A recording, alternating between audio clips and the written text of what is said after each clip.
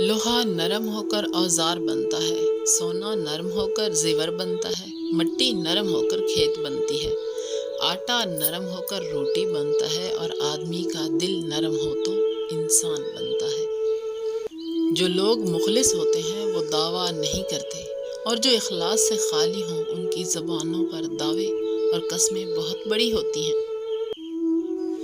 जो अल्लाह पर यकीन रखते हैं अल्लाह उनके लिए वसीला बना ही देता है।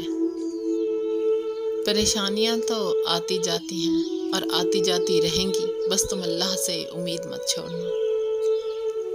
रब को ऊपर ना ढूंढो, जरा सी गर्दन नीचे कर, रब तुझे अपने दिल में मिलेगा। हजरत ख्वाजा हसन बसरी रजी अल्लाह तआला अन्हु फरमाते हैं, भेड़ बकरियां इंसानों से ज़्यादा बाखबर होती हैं क्योंकि चरवाहे की एक आवाज़ पर चरना छोड़ देती हैं और इंसान अपनी ख्वाहिश की खातिर अहकाम इलाही की भी परवाह नहीं करता।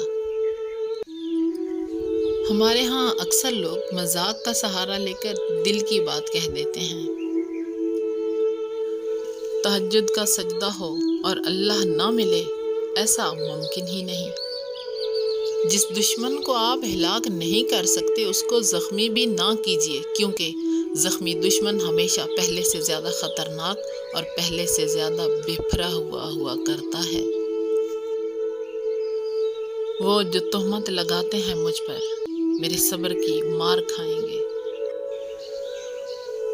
जिस दरवाजे से शक अंदर आता है, मोहब्बत उसी दरवाजे से बाहर निकल जाती है। वो जो ख्वाब थे मेरे जहन में, न मैं कह सका न मैं लिख सका, कि ज़ुबान मिली तो कटी हुई, जो कलम मिला तो बिका हुआ। इतना क्यों सिखाए जा रही हो जिंदगी, हमें कौन सा यहाँ सदियाँ गुजारनी हैं। बुरे अमाल दीमक की मानद हैं, उनकी वजह से बाहर से तो कुछ नहीं बदलता मगर अंदर से सब मिट्टी हो जाता है।